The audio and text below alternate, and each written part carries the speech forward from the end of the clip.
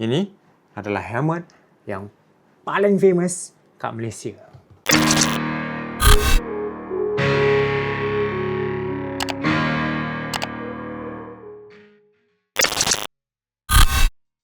Ini adalah ARC Ritz V2.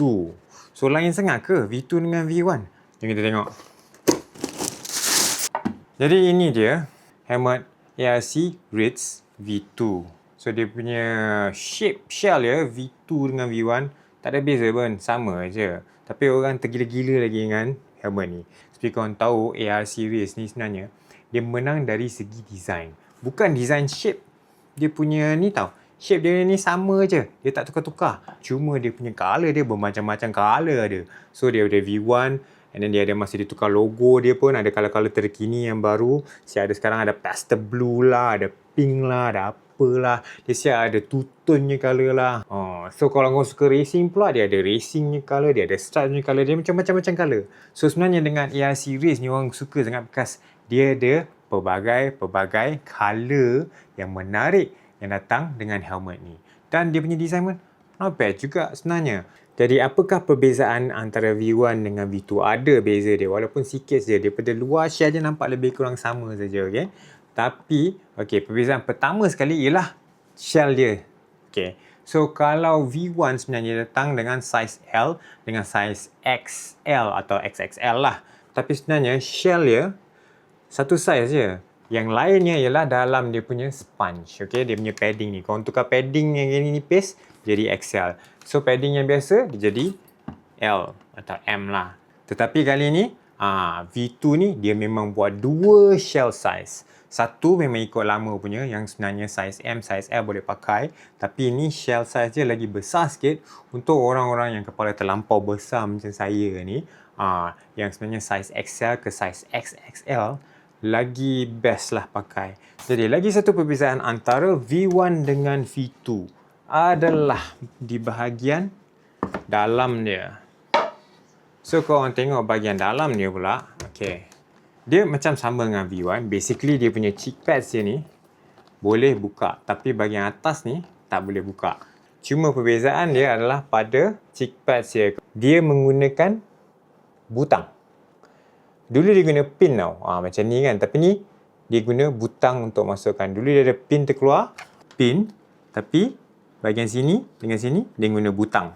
Senang sikit korang nak clipkan balik dia punya ni. So sekarang kita tengok dia punya visor punya step pula. 1, 2, 3, 4, 5, 6. So dia ada 6 step. Step up and down ada 6 kali. Kebanyakan orang beli helmet ni 99.9% lah akan tukar visor dia. Kerana helmet ni mempunyai pelbagai jenis visor dan warna yang korang boleh pakai dengan helmet ni online. Tu yang banyak orang sukalah. Korang boleh pilih colour-colour tersendiri dan customize visor dia. Dan tukar visor dia senang lah. Seperti korang tahu, dia ada clip belah atas ni. Korang cuma kena tolak clip ni dan benda ni boleh tukar dan korang boleh tukar visor. So visor yang saya pilih ialah two-tone punya. Once korang tolak je ke depan dan tarik, dia akan cabut ni. Dia ada kaki ni. Nanti bila kau masuk balik, kau kena letakkan ke bawah dulu selip, baru kau tekan. Sebelah dah cabut dan lagi sebelah pula. Dah terkeluar. Kau tim. So nak cabut dia agak senang lah. Kau tolak ke atas, tarik je keluar. Dan bolehlah tukar ke visor baru. Jadi inilah dia ARC Ritz Modern Grey V2 dengan visor two-tone. Not bad lah. Dia punya design dia. Alright. Apa yang best dengan ARC Ritz ialah orang biasanya beli helmet ni dan tukar visor bermacam-macam colour. So korang ada banyak variety visor yang kau boleh guna dengan helmet ni. Tetapi satu benda added tentang ARC Ritz ni ialah bahagian belakang pun korang boleh tukar. Jadi ARC Ritz ni korang ada option untuk letak spoiler kat belakang. Letak ni senang. Korang tengok ni. Ni ada macam kaki ni kat sini ni kan. Ni ada macam kaki ni. Kaki ni kena masuk dekat. Kaki ni kena masuk kat lubang ni. Bahagian ni korang kena selit kat dalam sini. Kat dua-dua belah sini. Peel off dia punya ni dan terus install dan dia akan melekat terus. Kita masukkan, selitkan dulu. Okay, make sure benda ni, dia ada clip dia. Pap, berbunyi tu saja. Okay, make sure bahagian-bahagian lain semua korang tekan untuk lekatkan. Ini dia rupa ARC Ritz ni. Siap dengan dia punya spoiler belakang. Nampak lagi gesang ni.